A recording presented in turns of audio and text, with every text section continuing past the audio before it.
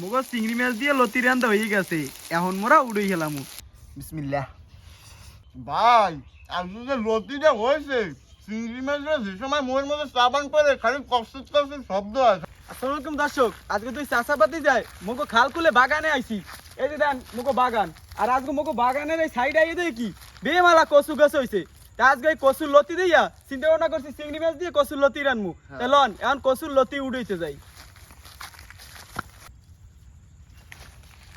দর্শক এই দেন লতি, আর এখন অনেকেই কইবেন যে লতি কেমনে কি হয়েছে না, আজকে আপনাকে দেখাই এদিকে। এই যে দেখেন লতি, এই দেখেন কচু গাছের গোড়ায় দিয়ে বাইরে হইছে। এই এই দেখছেন, এই মূলত এইটারে কয় লতি। এইটি হইছে না ল। খারাপ হয় নাই, লন তাই। আচ্ছা দর্শক এখন আইয়া নিয়া কুটে টুটে রান্দা ছড়াই দিমু।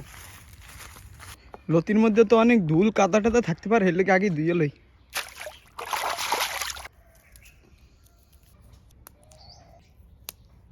চিংড়ি মাছ দিয়ে লতি রান্দার লাগিয়া সর্বপ্রথম মোরা চুলাই কড়াই বই দিছি। কড়াইটা গরম হয়ে গেছে, এখন তেল দিয়ে দিমু। তেলটা গরম হয়ে গেছে, এখন চিংড়ি মাছটা তেলে বাইছিলাম। চিংড়ি মাছটা হালকা ভাজা দেওয়া হয়ে গেছে, এখন দিয়ে দেবো পেঁয়াজ বাটা, চিংড়ি মাছের জোগা বাটা, হলুদের গুঁড়া, মরিচের গুঁড়া, স্বাদ মতন লবণ। মশলা কষানোর লাগে এখন অল্প একটু মৌ দিয়ে এলাম। মোগো মশলাটা কষানো হয়ে গেছে, এখন মোরা হারা মৌ দিয়ে দেবো। মোগো মৌটা উতলেই গেছে, এখন মোরা কোড়ার লতিটি দিয়ে দেবো। লতিতে গলা ধরার সম্ভাবনা জানি না থাকে, এই লগে একটু টক আচার দিয়ে দেবো। আহা, মোগো চিংড়ি মাছ দিয়ে লতি রান্দা হয়ে গেছে, এখন মোরা উড়ে গেলাম। দেখছেন চিংড়ি মাছটি কিভাবে তাকাই রয়েছে। তো দর্শক মুগো চিংড়ি মাছ দিয়ে লতি বেজা শেষ, এখন ভাইয়ের মুই খামু যে কেমন হইছে। ভাই বাটটা দিয়ে দিই ভাই। আচ্ছা দে ভাই, লতির উপরে চিংড়ি মাছ কয়টা চাই রইছে কিরম দেখো। হ্যাঁ দে তাই। ওরা চাইয়ে রয়েছে অগ কোন সময় খাইবেন সেই চিন্তা করে। হ্যাঁ বিসমিল্লাহ।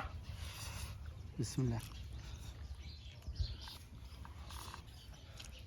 ভাই আজকে যে লতিটা হয়েছে, চিংড়ি মাছটা যে সময় মোর মধ্যে চাবান করে খালি কষ্ট শব্দ হয়। আরে বেটা আজকাল তো লতি মাসে খাই না, রাস্তার পাশে পড়িয়া থাকে। আরে বেটা আগে পাল্লা দিয়ে মাসে লতি ঠোয়াই খাইতে, আর এখন মানুষে শুইয়াও দেখে না। হ্যাঁ ঠিকই কইছো ভাই, মোগো বাগানের খাল খুলে অভাব নাই, হেয়ে মুইয়ের আদিলে টোহাই লই আইছি।